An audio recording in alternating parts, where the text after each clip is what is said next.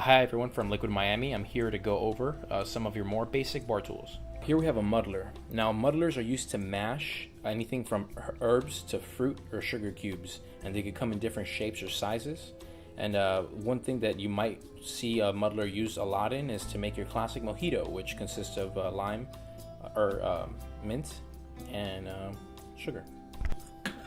Alright, next we're going to move on to jiggers. Jiggers are used to measure alcohol and actually any other ingredient that might go into a cocktail.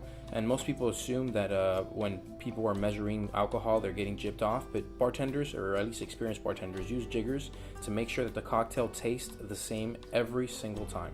First we have a jigger of 1 ounce, and the other side we have a ½ ounce.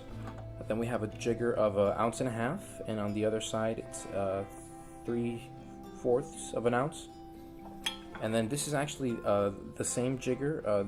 These types of jiggers are more high-end, being that they're more narrow and more elegant, and these actually have all the measurements in one, and you can see on the inside the measurements. Next we have the bar spoon. Now this slender bar spoon allows you to stir quickly and fluidly, thus chilling and diluting the drink smoothly without adding texture.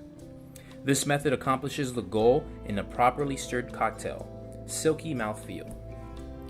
Next we have a Hawthorne strainer, which actually dates back to 1892. Now the way the Hawthorne strainer is used is that once you're done mixing your cocktail, you place this over your tin with liquid, and it allows you to control the cocktail by not allowing the higher residual or unwanted content through, while still allowing some of that smaller pulp in.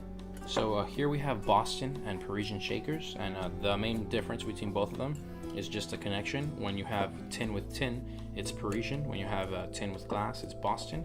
Now the biggest difference between both of them is that most people believe that Parisian makes less of a sturdier connection when they're both put together than Boston shakers.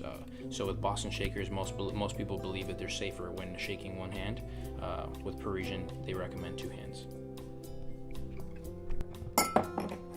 Well, here on the small one we have a cordial glass, and it's mainly used just for cordials. You know, some bartenders will use it to put one of their cocktails, mainly for presentation.